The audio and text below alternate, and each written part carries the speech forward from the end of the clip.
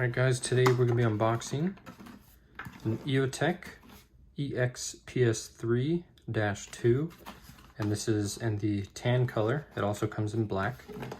So surrounding the package is just a paper cover, and it more or less just explains all of EOTech's features on all of their holographic weapon sights. These features on the back and the sides are not specific to the EXPS3. And then all of their holographic sights are also made in the USA. So it ships in this hard shell case. So on one side you've got the Export Administration Regulations sticker, and then also your serial number and model information. So it's got these two tabs right here. Slide those to the side and it opens up just like that. So first you get an EOTech sticker, and this is their new logo. And it's like a matte gray finish. It's not metallic like I've seen other gray or silver stickers in the past. So also they've got their warranty explanation card. So all of the EOTech sights come with a 10-year limited warranty that includes the warranting of all materials and workmanship, to include the electronics inside. And so one thing I'll explain too, so on this card it also talks about, so the first 5 years are free of charge, and then the 5 years after that you'll just be responsible for a $79 bench fee for any repairs that you need on your site. Then you've also got your warranty registration card and a nice laminated quick start reference card or quick start guide. And basically this is all you really need. You don't need the entire manual, but an entire manual would be nice in the box, but they don't include that. So you've got foam inserts in the box, and then the sight itself. And then in here also, you can see it's got these cutouts. Those are more for the 512 and the other series. And then I don't know if they used to include batteries, but they no longer include batteries. Separate from the optic, it includes batteries already installed in the optic itself. All right, so let's get a closer look at the optic itself. So like I said, this is the tan variant. So one thing I really liked about this was the number of different tans they have on here. You kind of get that 50 shades of FTE. I think that looks really nice. Some people don't like it. But yeah, you get a lot of different colors. So like your latch and your mount, the optic body and the hood are all different shades of FTE. And even this bottom portion is slightly darker than the hood itself. I think that's really nice. And then the black model is a non-reflective anodized black. And then the hood itself is manufactured of aluminum, and it is also anodized. The optic body, I want to say this is aluminum. I could not find any specs on that, but it looks to be Cerakoted, and it feels to be Cerakoted as well and not anodized. And then obviously your latch is anodized, and the mount itself is also anodized. So the glass here, this will be your back, and this is the front. So the glass is, the front glass up here is 1/8 inch thick, and the back glass or viewing glass is 3/16 of an inch thick. It also has an anti-reflective coating, so you won't get any glaring on the window there. But not something nice about holographic sights is you get no color coding on there, so you don't need anything to reflect a laser back at you or an LED back at you so that you could see the optic. It more or less just projects where it needs to be, and that's just how it functions. So your field of view at 100 yards will be 30 yards left and right. And they didn't say anything about up and down, but yeah, so your field of view will be 30 yards when looking at something at 100 yards away. And that is at 3 inches of eye relief. And then your view box here is 30 by 23 millimeters.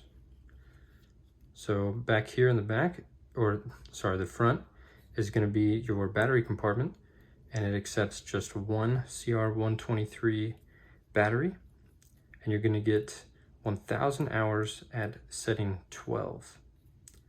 And that's at, they say, room temperature. So your attachment method on the EXPS3 is going to be a quick detach method on a Picatinny rail. So as you can see, those grooves there, and then you have one section. Obviously it's going to take up probably, I'm going to assume 5, maybe 4. So your quick detach lever right here, so you're going to have this push button. So you can lift it up slightly right there, but it is locked in place. You push down on this button and you can open it up, allowing you to close it down. So as you can see right here, it just pulls that in and will tighten onto your rail. And so you can adjust it via this tensioning screw right here, and it is captured via a detent, and you can see the notches on the screw right there and where that detent captures itself, so you can tighten or loosen that however you need to get a nice, very tight fit on your rail. All right, so your controls, we'll start with the left side, the shooter's left side. So your night vision button up here, then you have an up and a down adjustability button. So when you hit the night vision button, it is in night vision mode, and you have 10 brightness levels of adjustability. So you would adjust those brightness levels via those arrows. So when you press the night vision mode, it automatically goes to setting 4, and it's on for 8 hours.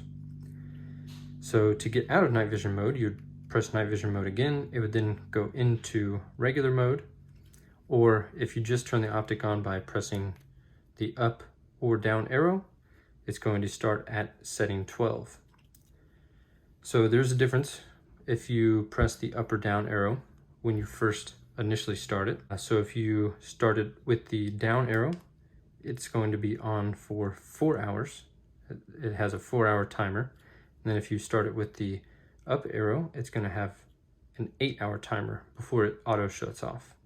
So if at any point during the time that you do have this optic on, that you press the up or down arrow, it's going to reset the timer and put it to the timer that of the button that you press. So say you press up, it's going to be on for 8 hours, and then in the middle of that, you press down, it's going to reset the timer and put it at 4 hours.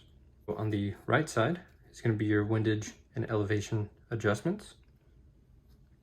So each click of each adjustability is a half MOA adjustment, or ½ inch at 100 yards. And then each knob has 40 MOA of adjustment up or down. And they are recessed behind the hood. And then as you can see there, so you've got it laser etched on the hood itself, and then they are in the optic body itself. So if you were to spray paint this, even if you covered these laser etchings, you would still see. So the reticle I got here, like I said, I got the EXPS3-2. They have a -0, -2, and a -4 model. The -0 model has one dot in the center.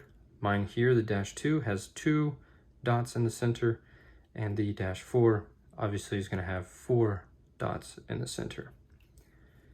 So the -2 reticle, I'm going to try and see if I can, may not be able to pick it up just because of how this optic works. But essentially, if you've seen the reticle itself, it is a circle with horizontal and vertical stadia. So you've got your circle and then lines on the top and bottom. I'll throw in a picture here just to show you guys what the optic looks like on mine.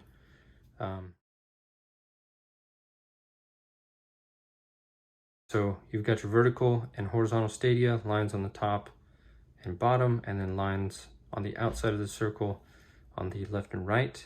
And then mine has the 2 dots in the center, one very center and then one below that.